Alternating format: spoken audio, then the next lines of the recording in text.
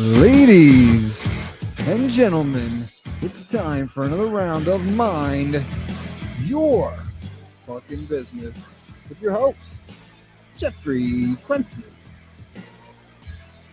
Thank you, Dougie Sticks, coming to you from the beautiful studios of Undefeated Media here in Bergen County, New Jersey. This Right is on the time. Mind Your Fucking Business podcast, brought to you by both the Bamboozle Project as well as DraftKings. We thank them, as always, for their continued sponsorship of the show, and encourage you, if you need any last-minute holiday gifts, whether that be, well, I guess Hanukkah, you probably wouldn't get it in time because that already started.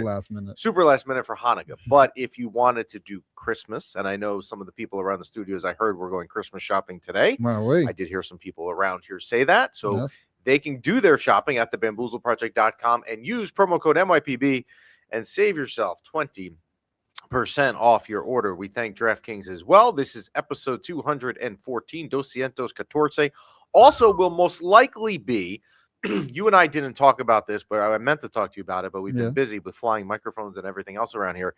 Probably is our last episode of the year, with next Wednesday being Christmas Eve. The following Wednesday, I am so we're not even contemplating next week. We're so aggravated. No, I thought, well, okay, we could contemplate. I mean, I'm fine with it. I can understand why. We'll figure it out. I guess Very it's to be determined. Season here. Yes.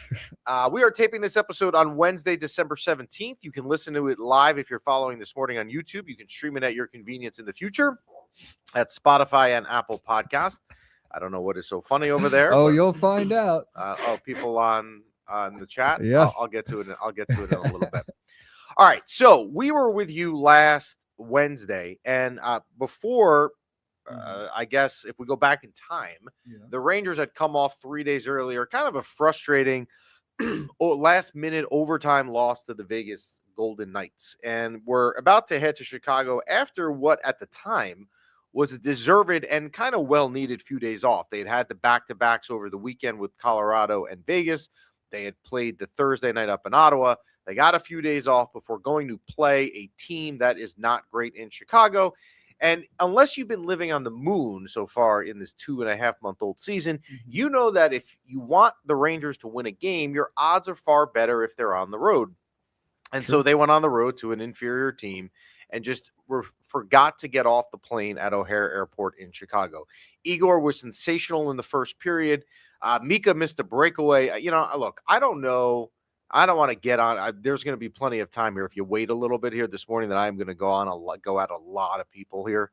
I don't know that I don't know that I want to do it right away, going back to a game a week ago. But how many times have I seen Mika Zibanejad miss breakaways? The Rangers finished against the Blackhawks with only 21 total shots. And what was probably most frustrating about it, and there is a lot of frustration in that game, it was 0-0 in the second, and the Rangers had a power play and let up a shorthanded goal for Chicago to open the scoring.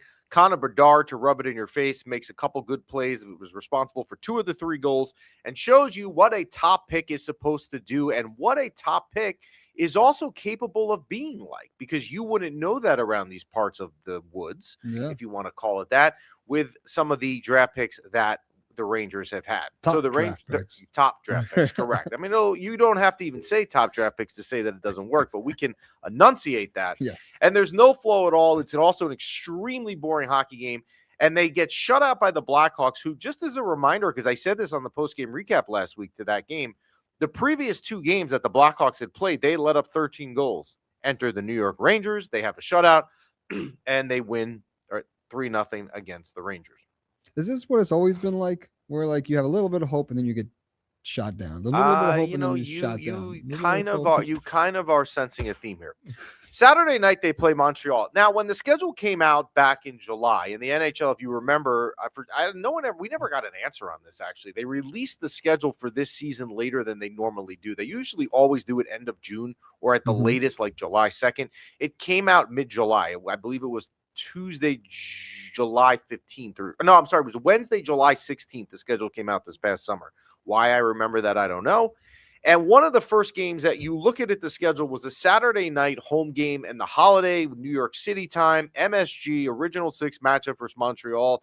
You kind of knew that would be a good ticket, and it was a good ticket. It was a hot ticket to get. The Rangers forgot to show up in the first period. Before you even blink, they are down 3-0. Actually, I'm going to take back what I just said. they didn't forget to show up. They played well for the first 10 minutes, so much so that they held Montreal to no shots. And then the first 2 shots Igor Shesterkin saw he let in. They let up another one. Very first 2 shots he saw let in, and they were down 2-0. They went on to be down 3-0, and then they had a power play, and this was the turning point of this game. Montreal had a breakaway to go up 4-0. It got, I don't remember if Igor stopped it, or I think if the defenseman, whoever was chasing him back, caught up to him. Laba gets on the board on that power play, makes it 3-1. Artemi Panarin scores on a penalty shot to make it 3-2. And I saw a stat, and I still don't understand how this could be right, but I guess it is. They said during the broadcast, I think, that when Artemi Panarin scored on a penalty shot, that was the Rangers' first goal on a penalty shot since 2015. And what's amazing about that is it's not like they've been bad since 2015. They've had good years. Granted, they haven't won the cup, but to not score on a penalty shot in 10 years just seems bizarre to me.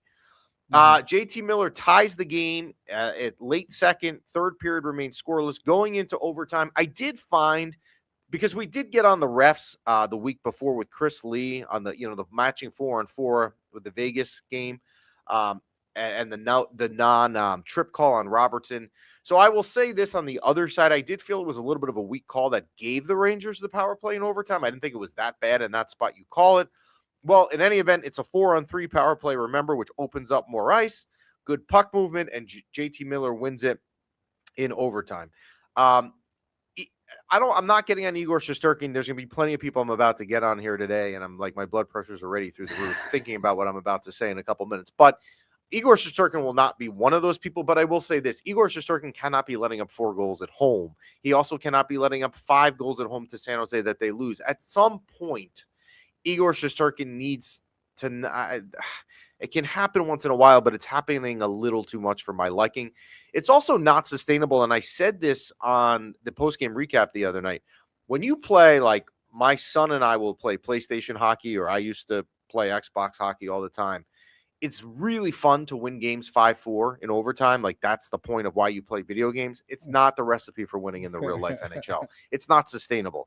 Your team, there is no team in the NHL that is built to try to win games 5-4.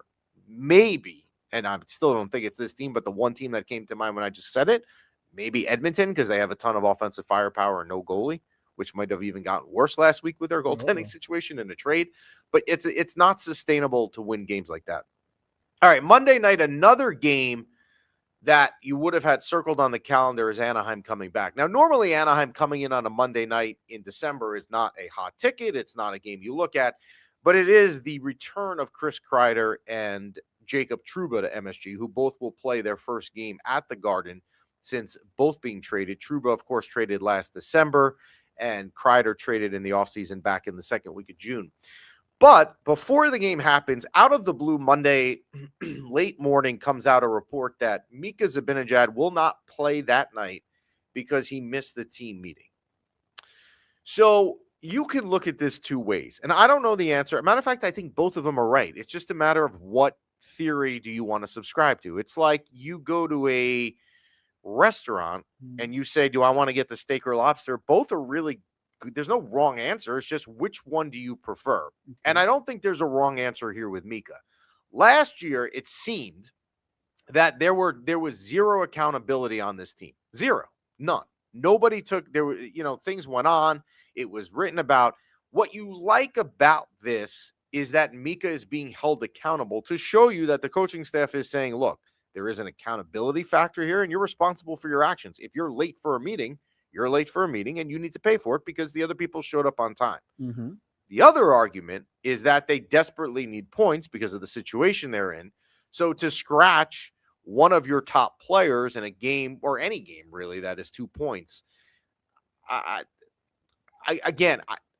you want my opinion, because a lot of you, and I put up a video on it. I believe I'd put up a video about it. I don't have a problem with it. I like that there's accountability. Mika is not right now Artemi Panarin in 2019, or I'm sorry, in 2023. And yes, Chris, because I know you're listening, I gave that example for you. He's not Connor McDavid. I'm not pulling that out of the lineup. I'd like Mika to be in the lineup, but also if the message is getting across that there is accountability, I'm all for that. I'm definitely all for there being accountability. Was it a late meeting or was it He was apparently late. I've seen different things. It seems like the more common thing I'm hearing is that he was late because of traffic. There was a traffic incident that, which could very well be true. It's New York City. Like, you can't drive in New York City without traffic. Matter of fact, my wife right now wants to go to the game on Saturday. They're playing Philly on Saturday at 12:30. My wife was saying last night. 4 days before Christmas. Well, exactly. So it turns out we don't have the kids are going out on Saturday afternoon. And so it would be nice for the two of us to go to a game, just the two of us. We haven't done that in a while, right? Like day in New York City. But part of me is like, the team sucks and I don't want to deal with traffic. So I understand that, it's a valid excuse, but you also got to plan around it. I also would venture to guess that Mika Zibanejad was not 4 minutes late for traffic. I'm going to guess it was excessive. That's a total guess. And it's funny also the other day when this happens, how many people are DMing me like, what's the real story? I have no idea. I'm sitting in my office in Hackensack. I don't know where he is. All right. So you're the Adam Schefter of hockey, bro. No, definitely not. Kreider and Trouba return. Look, I thought they did a good job with their tributes, the Rangers, what they do now, and it's kind of like up there with the Brad Marchand return to Boston. Like a TV timeout where you have 3 or 4 minutes on the first date or the first period. I saw that. Yeah, I just read right off the screen. That's why I don't look up. So they basically, did a nice tribute for Kreider. The next TV timeout, they did the same thing for Trouba. It was good. Look, I've spoken about Chris Kreider so much in the 6 years we've done Mind Your Puckin' Business. I like the guy. He's never been a favorite. I've never owned his jersey. He was always super inconsistent to me and super frustrating in a lot of ways. Did Chris Kreider have his wonderful moments here, in particular the Game 6 clinching third period hat trick versus Carolina? Yes, there's plenty of moments you can say. I have nothing against Chris Kreider. But for me, it wasn't like people would be sending me messages. I can't believe you're not going to pay your respects to Chris Kreider. Look, I did it for Mark Messier. I got up. This is 100% a true story. When he came back for Messier night on January 12th, 2006, they put tickets on sale over the summer previously. And they had announced ahead of time that was going to be Messier night. So it's because sometimes they'll put stuff during the season, but they told you in advance. I got up at 4:30. I drove into the city. I hit a cab in front of the Garden, true story, and I waited in line, and I got literally the last 2 tickets. I was like underneath the scoreboard in the old Garden. This was before the internet? This was before the internet, right? Wow. You had to. There was no. This is my point. People are going to be watching this thinking that, like, what are you doing? Why would you drive to the Garden? You can go on your phone. Yeah, that didn't exist. Wow. So I did it for Mark Messier, but I wasn't doing it. You weren't compelled. I wasn't compelled to do it for Chris Kreider. I wasn't compelled to do it for Chris Kreider. They lose that game 2-1. I thought the Rangers were good in the first period. Cooley almost had a good deflection goal and a power play. Trocheck misses a point-blank chance on a 5-on-3 that 20 seconds later comes down and bites them in the ass as they score on the power. Anaheim scores shorthanded on a puck that goes off Will Cooley's skate. What I didn't like on Monday night is obviously the fact that they lost. But I didn't like the fact that in the third period where it was tied, or in the third period when they were down 2-1, they then didn't generate really anything. There were extremely limited chances, really none of which were quality. And you could see, and this isn't getting talked a lot about. It probably should, and I don't know that I'm going to really go into it more, but I'm just saying maybe it's something you want to look into. Igor Shesterkin was annoyed after that game. He slammed his stick coming off the rink, and you don't see that often. Now, I could get on Igor Shesterkin and say, look, you want to be upset that they gave you 1 goal of goal support? You're entitled. But 2 nights earlier versus Montreal, they gave you 5 goals when you let up 4. So it works that way. It works both ways. Last night, it is weird to me that they have back-to-back home games during the week. I don't remember when that's happened last, in December. It actually happened on a weekend last week. So they have had a lot of home games, which is maybe why the problems are there, because they can't play at home. Vancouver comes in last night, and I want to make one thing very clear about the Vancouver Canucks. First off, they traded their best player last week to Minnesota. Mm-hmm. But lastly, and more importantly, they have the least amount of points in the NHL. So therefore, they are the worst team in the NHL coming into Madison Square Garden last night. The Rangers had a couple quality chances early, as usual, couldn't finish. And Vancouver scores early in the game an Evander Kane goal that the linesman kind of like, and he kind of inadvertently set a pick on Matthew Robertson. Hey, I don't want to hear about that anymore, MSG. I understand that, but if you don't score any goals against Vancouver, it's not the linesman's fault, right? Now, Thatcher Demko is not a bad goalie. He's a Boston College kid. He played very well in college. I believe a couple years ago, you can correct me if I'm wrong, but I do believe a couple years ago, Thatcher Demko was up in the Vezina discussion for a good portion of the season. He is decent, but the Rangers last night, just a very, very frustrating game.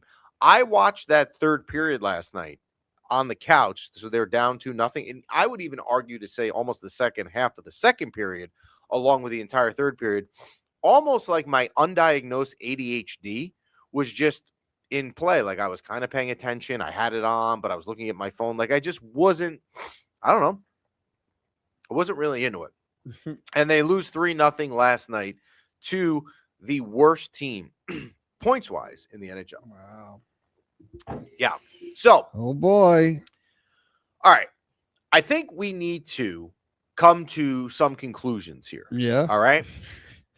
Maybe I'm going to be generous. I tried to think of an adjective, and I don't remember the last time I've even thought of the word adjective to describe what the 2025-2026 New York Rangers are.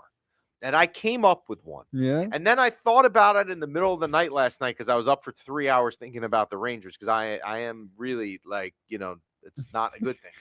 And then I came to the conclusion at like 4:05 this morning that maybe I'm being generous on what I'm about to say. And when I use the one word adjective to describe the Rangers. You ready? Yeah. Now, again, I might be being too generous. Here's the word. Mediocre. Okay. The New York Rangers are a mediocre to average hockey team. On a good day, they are an average hockey team. Okay. But on like who you really are, they're mediocre. I'm being generous. Yeah. If I said to you a team, think about this right now, Mm-hmm. is 4-10-3. Let me explain that a little bit more. You have 4 wins at home. You have 10 losses at home. You have 3 overtime losses. That's not mediocre. That is absolutely atrociously, horribly pathetic. There used to be a time, and I remember this because I'm that old, where MSG was actually a home ice advantage. Other teams wouldn't want to come into the Garden to play. Why? Because 2 things would happen. One, the on-ice product was good, which is not right now. Clearly, it's absolutely disgustingly terrible, but MSG was good. It's not anymore. I swear to God, this is 100% true. I have a client in Florida, and I almost mentioned this last night on the postgame. I have a client in Florida who texted me 3 weeks ago and said, hey, I remember you told me once you have Ranger tickets. By any chance, do you have tickets for December 16th? I said, I do. Do you want them? Sure, I've never been to the Garden. Dude, go. You'll have a great time. I had to text him last night, and he was there. I'm sorry. And I gave this guy 4 free tickets last night. To the worst team in the NHL. Right. Hey, dude, enjoy yourself. He lives in Florida. I believe he's originally actually from the New York area. So go to the game. It's on me. It's on the business. Have a great time. I had to apologize to him last night. It used to be at MSG that other teams couldn't or wouldn't want to be there. That's not the case right now. The top power play unit cannot score. The 5-man offensive power play is not working. What are you using to gauge whether you should keep something going on? Like, what is your barometer to say, let's keep the 5-man power play working? They've scored 3 goals in 7 games. No, they haven't. They can't score shit. They're awful. And they are such a defensive liability that you might have a better chance of getting scored against statistically. I'm not making that up. Go look with the 5-man power play. Then you do actually scoring a goal. But David Quinn and Mike Sullivan right now are going to keep rolling it in our face. And then on the second power play, right, because you have to be so stupid that you put a 5-man power play, I'm watching Matt Rempe on the power play. And I'm watching Connor Sherry. Like, what am I doing? Well, Sherry's related to the team. We know this. We know this.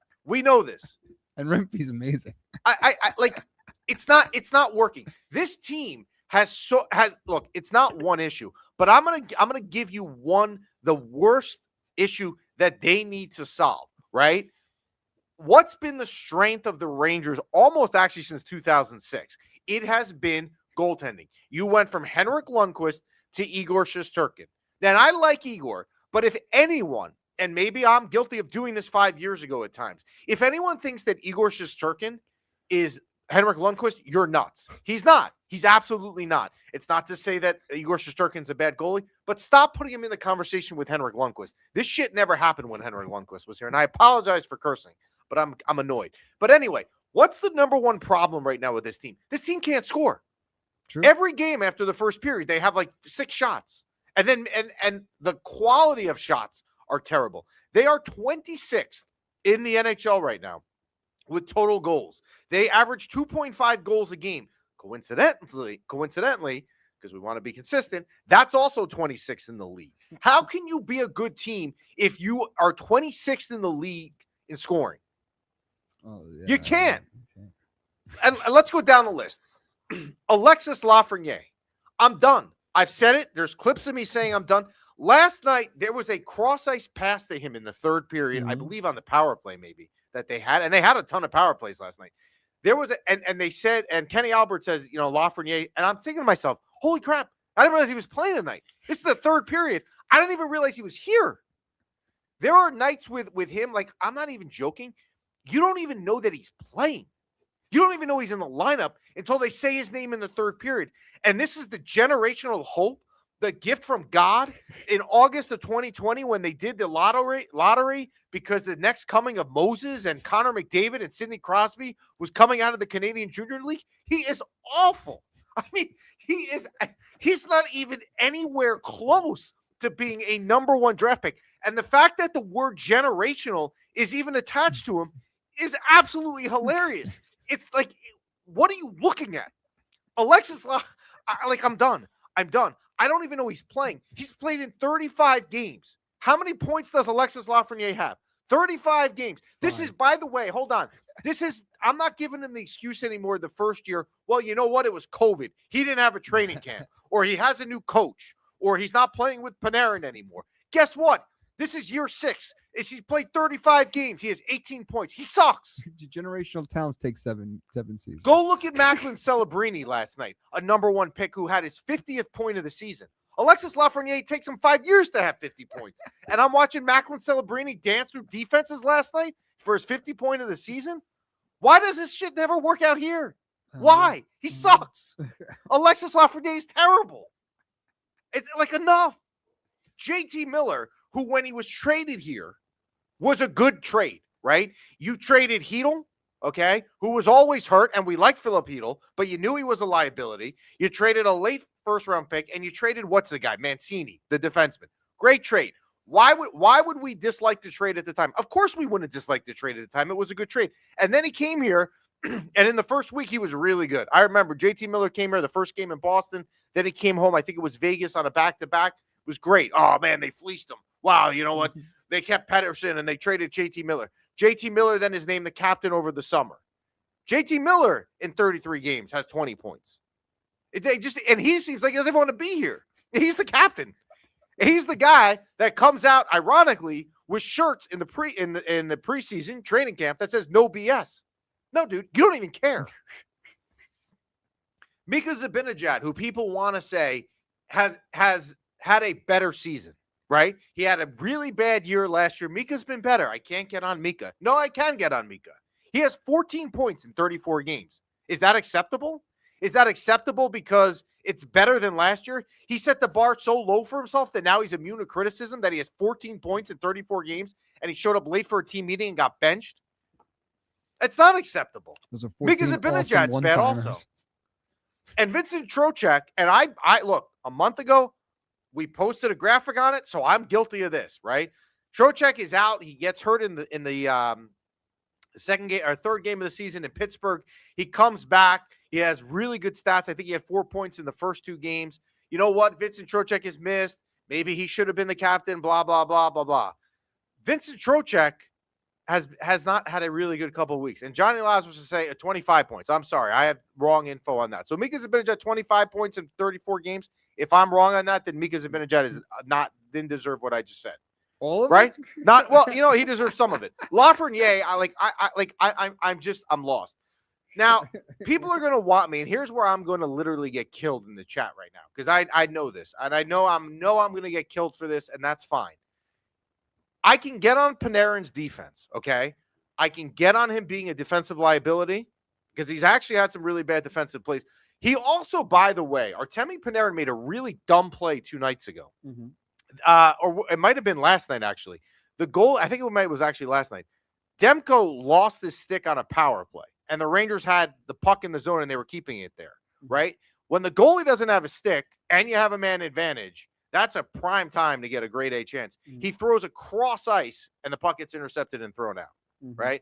Okay, so I was going to get killed on the Panarin issue, and you can kill me on Panarin. However, I have a problem getting on a player where we've established that this team cannot score.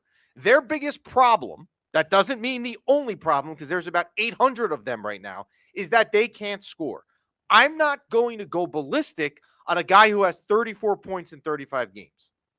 I understand he's a defensive liability, and here come the comments he doesn't score in the playoffs, yada, yada, yada. All fair, all valid. You're giving Panarin the pass. I'm not necessarily giving him a pass, but I'm not going at him at Lafreniere or JT Miller.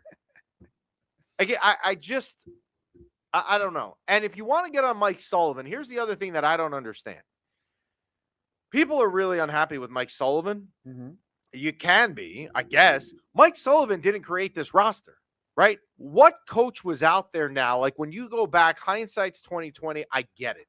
But when you go back and you look at the past summer, what coach was out there that would take this piece of paper roster from Chris Drury and say, I'm going to win with it? Was it Joe Quenneville? Was it John Tortorella? Was it Pete DeBoer? Like, I don't know. Like, everyone's dealing with this roster. Is there any coach that would make Lafreniere actually be, like, useful and relevant? I don't know. I don't know. So laugh like what was it, a week ago, like 3 games ago? He goes behind the back, between the legs, hits the crossbar. Yes, right. Lafreniere why doesn't he do that all the time? Because Just keep doing that. Inconsistent. Can you pull up Johnny Lazarus's comment that laugh to me is the biggest problem? Because I want to ask Johnny a question. Because if anyone's going to know, it's Johnny. If they go and trade him right now, obviously his trade stock has only gone down. But what is like if you're another general manager, if you're one of the other 31 general managers, and you're interested in Lafreniere, like what is an acceptable price to send back? Has the value plummeted so much that it's not? I mean, I don't want to say it's nothing, but you can't be trading Lafreniere for a third-round draft pick. Yeah, but that might be what it is. Yeah. I don't know. Alvin is saying Laba is Drury's draft pick and has double-digit points. It's his first. Yeah, I did see that stat. So out of all Chris Drury's draft picks, Laba is the first of, which is also incredible. He is the first and only draft pick of Chris Drury to have double-digit points. Wow. And also, look, it worked out. But if I said to most of you back in June, who is Noah Laba, you would have gone on to ChatGPT because you would have no idea who he is. So Johnny's saying that some teams will take a chance on him because he's only 24. That's a very good point, right? What are you getting back? What are you getting? No, back? I think they'll take a chance on him. I'm just saying I don't know the return price right now. I don't know what you're getting back. I'm not saying I want to hold on to him. You know, I saw a thing this wasn't necessarily Drury. This is more Gordon. Well, with Kakko, that Kakko, I believe, has 3 points this year. Now, granted, he's been hurt a while, but like he's another draft pick that just didn't work out. What are we watching? What are we watching? I don't know. So where do you go from here, right? Well, I'll tell you where they go from here. They go to St. Louis tomorrow. But you know what? Like, to answer that, I feel like I've got to really do that question justice and think about it and not just kind of wing that answer. They have a difficult schedule coming up. They go to St. Louis tomorrow night, which is winnable. They are home against Philly on Saturday, which is probably a loss. I could see Trevor Zegras dropping a hat trick on Saturday. Whether I go or not, he'll get a hat trick. They're at Nashville, and then the schedule gets really hard. They go to Washington, then they go to the Islanders, then they go to Carolina, then they go back to Washington, and then they go down to Florida for the Winter Classic. The schedule gets hard. When we're back on, because we're not on, I believe, for 3 weeks, when we're back on January 7th, if it's still this bad, then that question where they go from here is actually going to be like the forefront of that episode, because then you really got to figure out. You start to get worried. You're not at a point yet. Yeah, you're not at a point yet where you're giving up on this season. Yeah. Right. You can't do that on December 17th when you're not that far out of it. I think they're 16 and 14. I mean, it doesn't mean that they're good. Right. So you can't give up on the season yet. But like 3 weeks from now, I understand that the thing you're always going to say is, well, the St. Louis Blues when New Year's Day on 2020, they were one of the worst teams in the NHL, and they came back and they hired Craig Berube, and they went on and they won Game 7 in Boston to win the Stanley Cup. Yeah, they did. But this is not that team. Last week we were 4 points out. Now we're 8 points out. That number probably. So this will be the thing you and I look at it in 3 weeks. They're 8 points. Are they at 8 points out now of the playoffs? Is that what it is? I didn't even look. Well, they're 8 points from the first place. No. They have 36 points, and the Hurricanes have 44 points. Well, Islanders have 41. I want to look. Flyers 40. Capitals 40. Here's what we need to look at. Well, the Rangers right now have, and this is again December 17th, have 36 points. The wild card spot is 38 points. The Canadians own the second wild card. So the Rangers are 2 points out of the wild card, which again is why you can't really look at this and say the season's over. Like I saw someone in the group chat was saying before, well, is the season over? Nah, it's not. It's not over. You're 2 points out of the wild card on December 17th. You still have one of the best goalies in the game. I don't think you could sit here and say the season's over. However, there are definitely signs and troubling signals. You want to be an optimist? Okay, so someone's asking, do you want to give me an optimistic point of view? I'll be optimistic. Wow. Here's what it is. Wow. If you want to be optimistic for Hanukkah or Kwanzaa or Christmas, whatever you celebrate, right? Let's use Hanukkah because today is Hanukkah, okay? Or it's one of the days of Hanukkah. If you want to be optimistic, here's what you do, okay? You say to yourself, and again, I don't believe this. I'm just giving you the optimistic thing because you want me to give you the optimistic. Here's your optimistic point. Yeah. The Rangers have basically had no scoring. Adam Fox is going to come back. The scoring has to come around. They have a good goalie, and they're only 2 points out of the playoffs. Sounds pretty promising. And Rempe is not. Remsanity. I can't.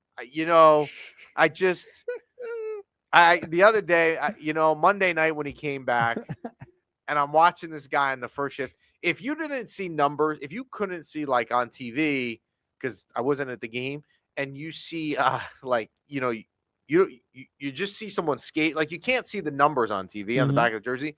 Seriously, watch Matt Rempe skate, and I'm just saying, like, it's him. It's him. You don't need to even see a facial feature. You don't need to see number 73 in the back. Watch Rempe and how he looks and how he skates. That's it. So the next week, although I don't think we're on next week, they are at St. Louis tomorrow night, as I mentioned, Flyers, and then a difficult road trip, a 2.5-week road trip. It might be better for this team that they go on the road because they have been really, really bad at home. Yes. When you look at all this, there's a lot of stats you can use that will tell you how a season's going. There is no bigger stat that needs to be looked at. And again, I could pull up 100 different things to show you how bad things are. But the one stat I would use, the number one stat on my list, is they're 4-10-3 at home. That is unbelievable. It's crazy. And here's the other thing about that, right? You're 4-10-3 at home. If you didn't have some really weird way of being good on the road, which doesn't make sense, they'd be last in the NHL.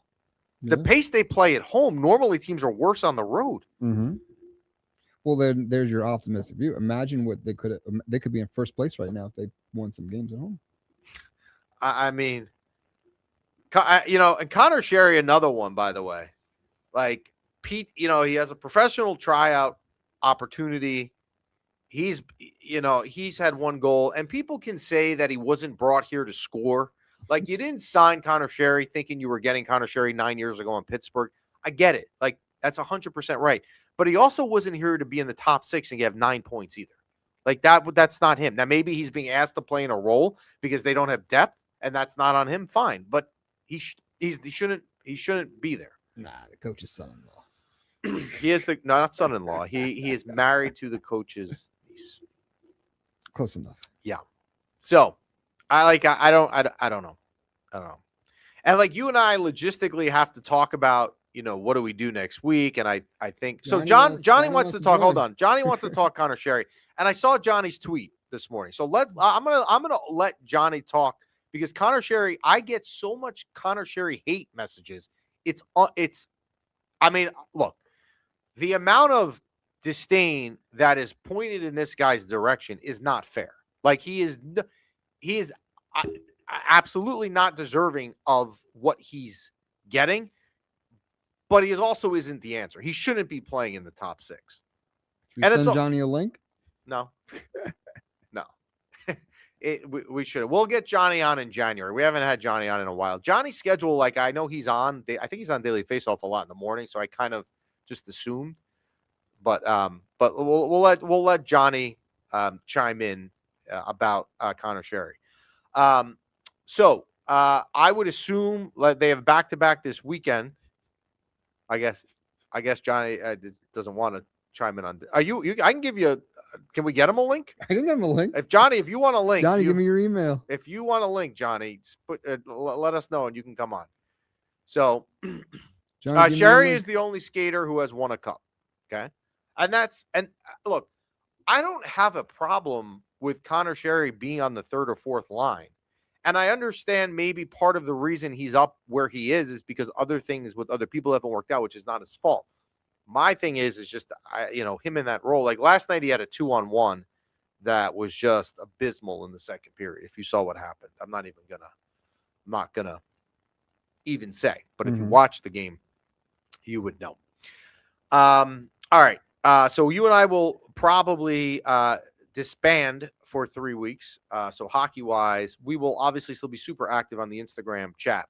The NFL picks, we are having a late season surge. We are now 1 week away from being 500, 6-7-2. Last week we had a winning week. We had the Bucks -4.5 at home versus Atlanta. That did not hit. We had the Buffalo Bills, the Josh Allen MVP Buffalo Bills -1.5 at the Patriots. They went down 21-0. It didn't bother Josh Allen. He came back in a meaningful moment and won that game. We had the Chargers +4.5. They won that game outright. We had the Broncos +2.5. They won that game outright. We had the Lions +5.5. That didn't hit, but we finished the week 3-2. So 6-7 going for a 500 record. Week 16, here we go. We have the Seahawks +1.5 at home. Big game. The NFL tomorrow night finally has a Thursday night game that's worth watching. Seahawks and Rams is a great game. I'm taking the Seahawks at home, getting a 1.5. I'm taking the Packers -1.5 at Chicago on Sunday. A very, very big, or Saturday night, very good game, very big game. The Packers always seem to beat the Bears -1.5. I'm taking the Packers. I like the Buffalo Bills, the Josh Allen. Yep, that's right. Buffalo Bills, Chris and Dennis, who are watching, +10, -10 at Cleveland. I just can't. I don't know how Josh Allen's going to be stopped, and I don't know how Cleveland's going to score. I understand 10 is a lot, but I'm taking the Bills. I'm taking the Jets +4.5 at the Saints. I don't know why. I don't know why I'm doing that. I don't think the Saints are good. I think the Jets have to, at some point, be a little bit better. There is some talent there. Give me the Jets +4.5. And lastly, I like this one a lot. I like the Patriots getting 3 in Baltimore on Sunday night. I really do. I'm all about that. Baltimore was better last week. The Patriots need to respond after the Bills loss, and the Patriots have been good on the road. I'm taking the Patriots +3 in Baltimore. So to recap, Seahawks +1.5 at home versus the Rams. Packers -1.5 at the Bears. Bills +10 at Cleveland. Jets +4.5 at the Saints. Patriots +3 at Baltimore. So we may or may not yes have some company here. With what? Jay Lazarus. He's here. Johnny is here. Perfect. Bring him in. What's up, fellas? I just can't hear you, Johnny. I think you're on mute. We We got you. You got me? You got me? Yep. Now What's up? We got you. How are you, my man? I love listening to you guys. Like as soon as my show ends, I feel like you guys are kind of getting started. So, I pop into YouTube and catch the end of every show. But like, really, just this Connor Sherry conversation's been pissing me off. So I just wanted to hop on and chat with you. Look, I will turn the. But it's not just you; it's everybody. No. I'm getting a lot of hate about him. I'm not saying I'm his biggest fan either, but I mean it's not warranted. I agree with you. And we'll have you on January now that I know your schedule kind of works. But go ahead. The floor is yours on Sherry. Go ahead, Johnny.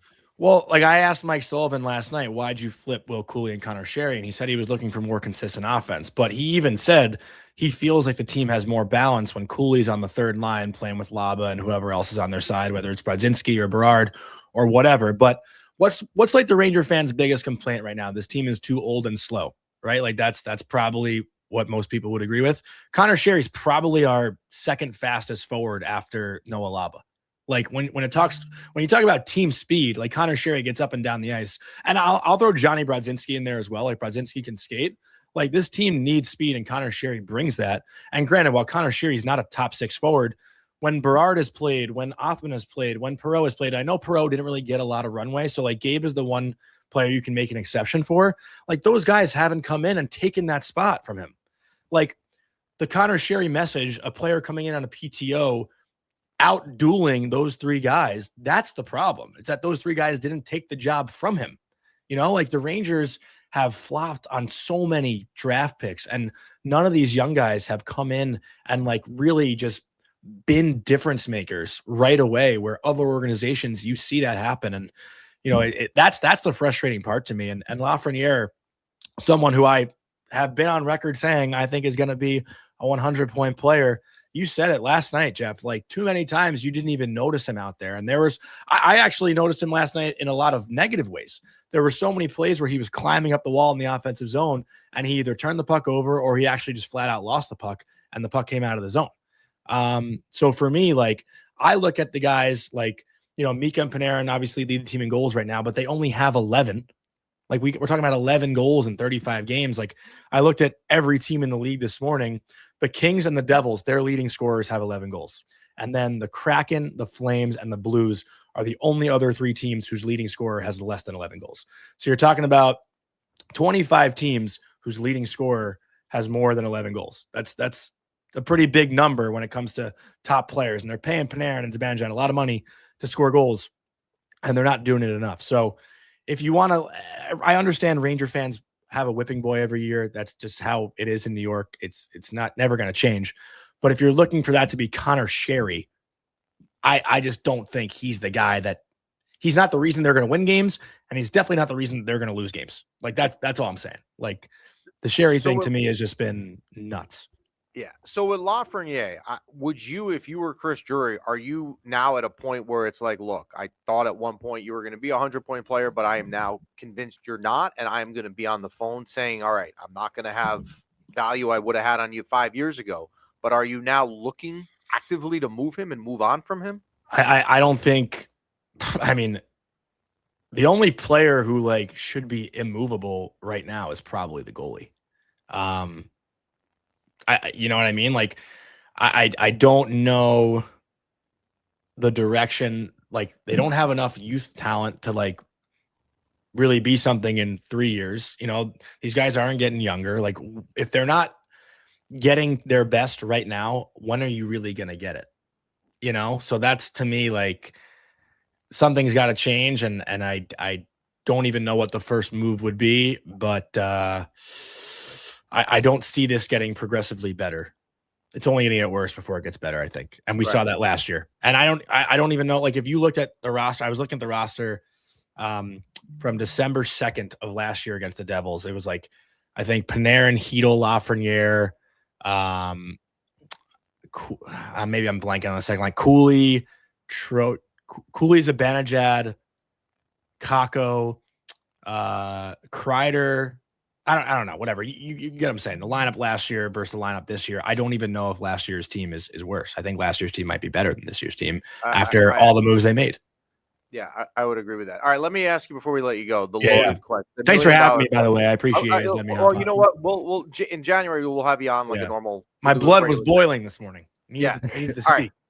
Let me ask you what probably is the $1 million question that we get asked a lot, and I'm sure you're going to get asked if you haven't been asked it a million times. So part one is, are you looking to move Panarin at the deadline? And maybe that's hard to answer because you don't know where you are in the standings at the deadline. But let's say that you're right and I'm right. We agree that they're probably not going to get better here.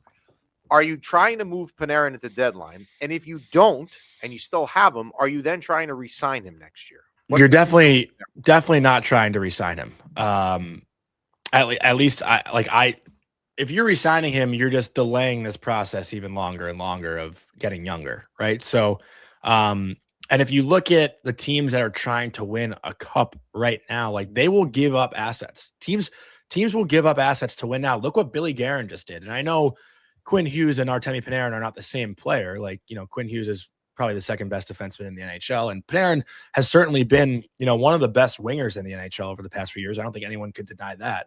You can get a really good return for him, and to let that opportunity slip away. But the argument on the other end will be like, what's the point in getting these younger assets or draft picks when we can't pick the good ones anyway? It seems like a lose-lose, right? But I don't think the Rangers get younger or give younger players the chance to become, what Panarin has become, unless you move on from him and give a Gabe Perreault the opportunity to be one of the best offensive players in the team. Like, you got to let the kids make mistakes and you got to let them get the experience. And I don't think that happens until you see Panarin move on. And again, like I love Panarin. He's been such a fun player to watch, fun player to cover, but I don't know if like the Rangers win a cup with Artemi Panarin as their best forward. So what's the point in re-signing him? Do you, on Monday with the Mika being scratched, obviously there's completely two sides. You could sit and I don't know. Look, they're both valid points, right? You could preach accountability, like you like to see that, because last year it seemed like with Laviolette, it was like whatever goes. So you like to see that there's accountability, but you also need, one of your good players. You need points right now. What did you think of that? Were you okay with him getting scratched, or I thought it was a 100% no brainer, right decision. Mika said there was an accident last night and that's why he was late. I'm not sure. He didn't really want to talk about it more, so we couldn't follow up and ask more questions. I'm not sure if he called while he was in the car and said, "Hey, here's the situation. I'm going to be late." Blah blah. But you saw it last night too. Artem Levshunov missed a meeting in Chicago. He got scratched. Barzal slept late this year. He got scratched. Braden Point last year. He got scratched. Kevin Fiala missed a meeting. He got scratched. This is just the norm. And the irony in that is that, you guys, me, fans, if this had happened last year and Miko wasn't scratched, it'd be like, what the hell? There's no accountability here. You know what I mean? Fans, I said yesterday on my Tri-State show, I was like, if Mike Sullivan had scratched Mika last year, there'd be a statue of him outside of MSG. But, now because Mika's been our good goal scorer, Chris Kreider is back. The Rangers lost 4-1. It's easy to point fingers now and say, maybe you should have punished him a different way. But I genuinely don't think Mike Sullivan would have made the same decision, even knowing the outcome of that game, just to set the standard. And that's why I respect him as a coach. Would you agree? And I know I keep keeping you here. I promise you last. It's okay. I got nowhere to be. I'm chilling. Would you agree with me? Johnny came to us. I came to you. I've gotten some complaints that Mike Sullivan is just an extension of Laviolette, right? You hired the same coach, it's just different body. My viewpoint is Mike Sullivan didn't put the roster together here, yeah, right? I agree. So I'm not sure. I don't know what coach you could have gotten in July that would take this piece of paper with a roster that Chris Drury's handing you and get something else out of it. I don't know. It's not Magic Man. I fully agree. And again, the biggest issue that the Rangers needed to fix was defense, and they've done that. They've been a much better team defensively, even though they don't really have the personnel. Collectively, they're defending much better. I think the issue offensively, and why we keep making these post-game comments about when will you find the consistency on offense, why can't you score at home, all these things, is because the Rangers don't really have any offensively minded defensemen. You see the forwards climb the wall, and that's when, just for the people who don't understand that terminology in hockey, climbing the wall is when a forward gets the puck in the offense on the offensive goal line, and they come up the wall and either make a exchange with the defenseman, or they have the defenseman drive through the middle and they find a seam, or they roll up the top and get a shot on net. The defensemen don't really do that. They kind of stand still at the blue line, and they're other teams that you watch, when the Devils are healthy, they're probably the best at it. Jack Hughes and Jesper Bratt, they climb the wall, they walk into the middle of the ice, and you see Dougie Hamilton crashing the net. You see Luke Hughes crashing the net. You see Simone Nemeth crashing the net. That's what makes it so hard to defend. The Rangers are pretty easy to defend because the defensemen aren't so active offensively in zone. Like Braden Schneider will do it occasionally, but he's not necessarily so offensively talented enough to be that big of a threat when it comes to offense. Like I know Gavrikov scored a lot of goals, but Gavrikov with the puck, he turns it over a lot. He makes up for it most of the time, but he's not like the best puck handler, or doesn't necessarily make the best puck decisions. Scott Morrow is playing like a guy who's one mistake away from being taken out of the lineup, so he has no confidence. Like, and he's probably the next best guy that can do it. But Matthew Robertson has been like the best. To me, Matthew Robertson has been like the best offensive defenseman outside of Adam Fox this year. And I know he might not have the goals to show for it, but when he has the puck in the blue line, I'm like, okay, this guy might actually make a play and get the puck toward net. Like, he's one of the only defensemen I think is capable of doing that. Borgen has shown it at times. Like I said, Schneider has shown it at times. Gavrikov has shown it at times, but like consistently it's been Robertson. So the Rangers need more offense from their defense too, which other teams get. The Rangers aren't really getting it. And just collectively as a 5-man unit, it's just too easy to defend, it seems. And one more point, sorry to ramble on here, but you know, I look at the even strength odd man rushes. The Rangers don't beat any other team up the ice. They're too slow. So teams are backtracking easily. I think against Anaheim, they had 2 even strength odd man rushes. Like Anaheim is a team that can skate. The Rangers can't outskate them. Against Chicago, I don't know what the number was, but they didn't like have any odd man rushes. So again, it's a team that's like too easy to defend. And last night, it's not like Vancouver outplayed them. The Rangers had the puck on the stick for most of the game. Granted, they had a lot of power plays, but were they difficult to defend? Like they didn't really have a shift where they were like pounding Demko and making him like really work to make the saves. You know, he made a few good saves, but nothing consistently, no pressure consistently. And that's, I think, what the issue is, or a lot of the issues are. When you say a minute ago, a 5-man unit, I'm going to use that term with the power play. You know, it's just not working. It's also a defensive liability. It's also creating a situation now where Matt Rempe is on your second power play because of it. Like, at what point does David Quinn, who is here technically to work on the power play, is one of his reasons, or Mike Sullivan say, you know what, guys, it's not working. We need to switch it up. Like, why are we keep thinking it's going to change? That question's as good as I asked last week or 2 weeks ago at this point. You know, at what point do you earn the trust from Scott Morrow to put him there? And he said, as soon as we feel the need to switch the 5 forwards, he will probably be the guy. Although, you know, he was scratched like 2 games ago and whatnot.